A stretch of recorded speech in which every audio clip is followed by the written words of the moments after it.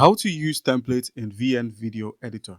All right, guys, so here's how you can go about this. So once you've opened up the VN Video Editor using a BlueStacks app player or an emulator of your choice, just go ahead and click on the add on the application and then go ahead and click on new project.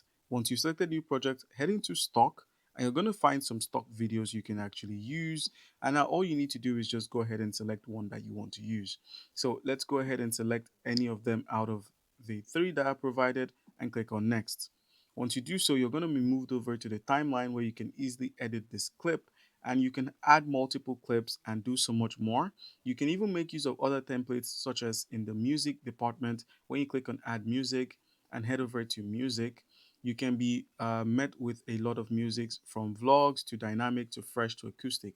So we could have some acoustic sounds added by default for free using the templates. So just go ahead and select one, and then once you've played it and you're interested or you want to use it, just go ahead and tap on use and it will be added to your video. All right, guys, that's how you can make use of templates. There are much more, especially in the title section where you can just click on text here and have multiple text to use. There are different templates to use. All right.